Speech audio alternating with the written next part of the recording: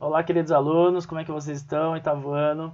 Pessoal, vamos caminhar para o nosso terceiro capítulo, beleza? Então, estamos voltando aí a discutir a filosofia e o conhecimento. Então, vamos lá, ó. Quem que a gente vai estudar hoje? A gente vai estudar o Immanuel Kant e o conhecimento. E ele tem muito a ver com a nossa situação hoje, cara. Ele passou muito tempo numa cidade só. Ele nunca saiu de uma cidade só e a gente está vivendo esse exato momento. Nunca saiu da nossa casa, né? Porque nós estamos em quarentena. Ele tem muita coisa em comum com a gente. Immanuel Kant, galera, ele vai ser demais. Ele é demais porque ele vai acabar com a dicotomia entre razão e empirismo. Aquelas duas vertentes que lá desde Platão e Aristóteles estão competindo uma com a outra, né? Uma vez é Santo Agostinho, outra vez é Tomás de Aquino, uma vez é Platão, uma vez é Aristóteles, vai essa galera aí, René Descartes, John Locke, essa galera aí disputando correntes filosóficas diferentes e nunca chegando a um mesmo lugar. Kant é o cara que faz unir essas duas brincadeiras aí. Essas duas ideias ele vai unir na sua teoria, tá? Então ele é extremamente importante e eu vou mostrar para vocês. Pessoal, como é possível o conhecimento? Só é possível porque o homem é dotado de faculdades. Ele vai falar o seguinte, pessoal. Kant, ele acredita assim, se adquirimos conhecimento é porque temos capacidade para elas, né? E ele vai dizer, a sensibilidade e o entendimento são essas duas capacidades. Adquirimos conhecimentos porque temos essas duas capacidades, essas duas faculdades. E daí vem o nome de faculdade, viu, galera? Faculdade de medicina, faculdade de história, faculdade de geografia. É porque é uma capacidade, vamos aprender algo, é uma nova faculdade que vamos adquirir, uma nova capacidade. Então, olha lá, o que é a sensibilidade para ele? É por meio da intuição, da representação. Então, nós adquirimos um monte de informações através do mundo sensível, da visão, do tato, né, da audição, que nós vamos criando aí representações. Então, vocês nesse exato momento estão assistindo essa aula, vocês estão visualizando e escutando o que eu estou falando, um monte de informação está sendo receptado pelo seu cérebro. E no seu cérebro, o entendimento está colocando todos esses dados em várias caixinhas. Então, olha só, o entendimento é por meio de conceitos, ideias que servem para auxiliar o saber humano. Galera, então tem um monte de informação recebendo e o meu cérebro vai fazendo o quê? Vai colocando em cada caixinha, em cada conceito. Então, sentir uma dor, né? Queimei a mão, aonde isso vai parar? Em que conceito vai? Dor, sensação, não é? Vários conceitos, a mesma ideia. Vocês provaram uma comida, né? Então vocês sentem um prazer, então aquela sensação vai para uma outra caixinha chamada prazer. Os conceitos são conceitos que fazemos para relacionar os dados e informações que recebemos através do sensibilidade. Para Kant, o conhecimento se inicia na experiência. Então, para ele, galera, adquirimos conhecimento, mas que somente com a razão é possível ele se tornar conhecimento. Então, não adianta nada você ter um monte de sensação, um monte de informação, se a gente não consegue processar ele e fazer relação com eles, tá? Então, é por isso que nós nos diferenciamos muito de animais. Eles sentem coisas, recebem um monte de informação, só que a gente consegue relacionar, criar conceitos, ok? Pessoal, próxima ideia, a Revolução Copernicana, a segunda Revolução Copernicana. Por que a gente chama de segunda Revolução Copernicana? Porque com Nicolau Copérnico, ele fez uma mudança gigantesca e por isso a palavra revolução. A palavra revolução quer dizer na física, um astro faz uma revolução em volta de si mesmo, ou seja, ele dá uma volta no seu próprio eixo, ele dá uma volta completa. Então, no sentido físico é isso. Mas na questão política, que é o que a gente está falando aqui, o conceito de revolução fala uma volta que nunca mais será igual. Ou seja, ele transforma. É uma revolução, ele faz virar do pé à cabeça o negócio, entende? Faz uma rotação o negócio. Então veja só, o que Nicolau fez? Nicolau Copérnico ele criou uma teoria onde existe agora, claro que está certa ela, o heliocentrismo, ou seja, que o Sol ao invés da Terra, está no centro do universo. O que era difundido pela Igreja Católica durante a Idade Média vai ser contrariada pela teoria heliocêntrica. Então, o que Nicolau Copérnico está fazendo? Ele está revolucionando a perspectiva de física. O que era antes geocentrismo, a Terra no centro das coisas, agora é o Sol. Então isso muda tudo, isso muda completamente. E mudou a vida das pessoas para sempre. Inclusive fez desacreditar muito da teoria geocêntrica e da própria Igreja Católica. A segunda revolução copernicana foi realizada por Kant. Kant ele vai fazer a mesma coisa. Immanuel Kant vai fazer a mesma coisa. Ele vai revolucionar a filosofia. Como? Antes, galera, era a realidade que era posta no centro do universo, no centro das pesquisas e da filosofia. A realidade, como a gente adquire conhecimento através da realidade, como entendemos a realidade. Ele vai falar, gente, para de pensar nisso. Se vocês não pensarem a razão, vocês não conseguiriam entender a realidade. O que esse cara está falando? Ele está falando que a nossa percepção das coisas, a nossa racionalidade, a nossa razão determina a nossa própria realidade. Veja só, já viram várias vezes no WhatsApp ou no Facebook, sei lá, em que lugar lá que vocês viram essa imagem, de um gatinho olhando para um espelho. E no espelho o reflexo é de um leão. Entendem onde eu quero chegar? Onde Kant quer chegar? Se você se imagina, se você acredita que você é, você será. Entendem isso? Entendem isso?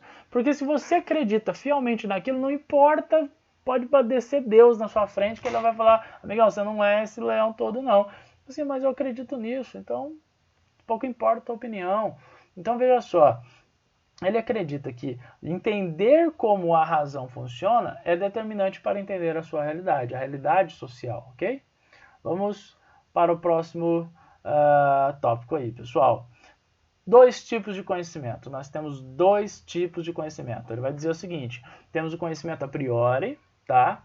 Sintético, é o que ele chama de sintético. Temos o a priori e o posteriori. Olha lá. A priori, todo conhecimento constituído sem relação com a experiência. Adquirimos conhecimento sem nenhum tipo de experiência, ou seja, entendemos as coisas sem precisar testá-las, sem precisar observar. Tá? Então, por exemplo, a imaginação funciona desse modo. Você pode fazer exercícios de matemática que a professora Patrícia e a professora Luana passam para vocês, sem experimentar. Vocês podem colocar uma pirâmide no caderno, ou imaginar essa pirâmide, discutir a hipotenusa dele, o teorema de Pitágoras, sem ao menos ver uma pirâmide gigantesca na sua frente.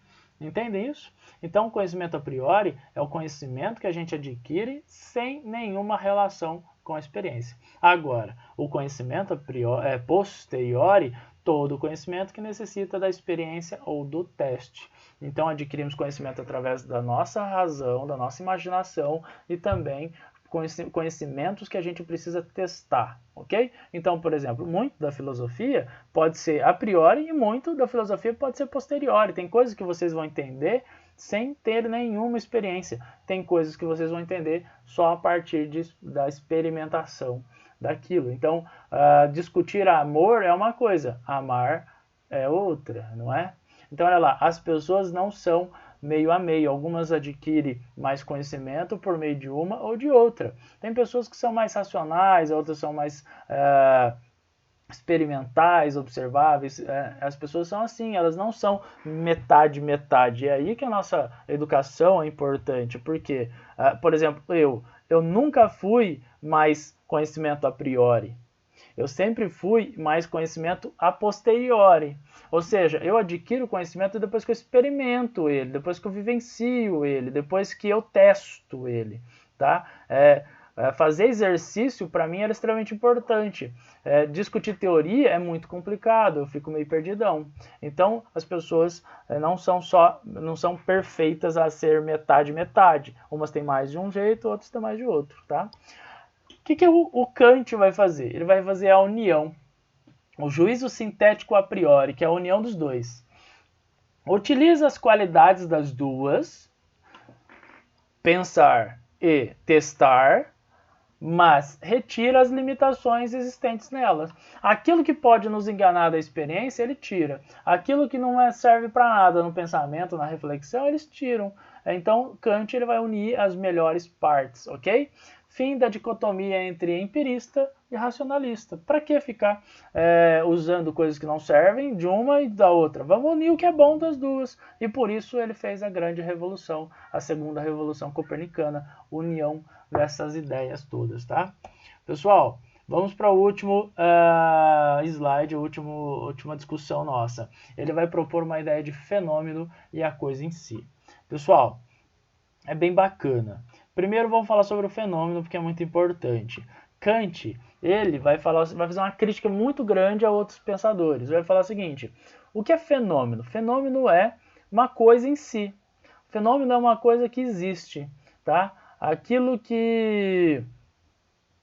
O fenômeno é uma coisa que se apresenta, é aquilo que é real, tá? Aquilo que não é real, aquilo que não é discutível, não se discuta. Então algumas pessoas ficam discutindo o ser ontológico, para o que viemos aqui, para onde vamos, para que isso? Se a gente já tem demanda demais de entender a nós mesmos vivendo as coisas, participando dos fenômenos, vendo acontecer as coisas, né? As coisas se apresentam, por exemplo, a pandemia apresentou-se para nós no finalzinho de fevereiro, com a primeira morte, né, de uma pessoa por Covid-19 no Brasil, dia 26/2.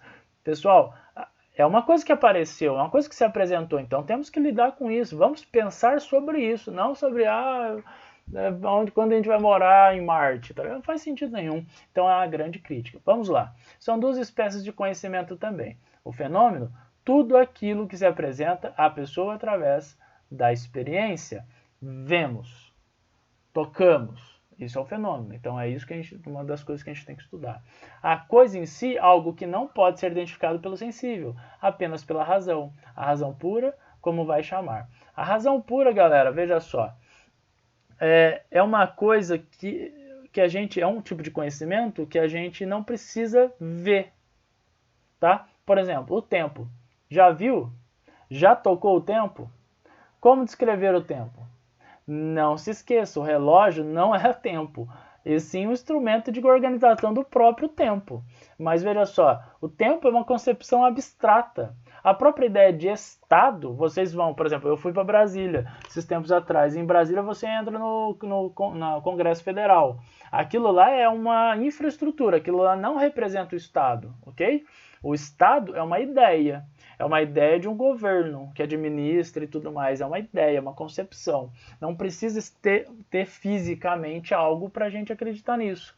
Então, tempo, matemática, Estado, são concepções abstratas que não precisamos ver e viver aquilo lá. Fenômeno é aquilo que se apresenta à pessoa e é muito importante a gente entender isso daí, galera, porque veja só, essa ideia de fenômeno é aquilo que se apresenta a nós, tá bom? Beleza? Para finalizar, pessoal, era isso, tá? Immanuel Kant, ele é muito importante, nós vamos discutir ele no segundo capítulo, tá bom? Eu vou disponibilizar para vocês agora 5 questões teste para a gente ver o que a gente fez, tá?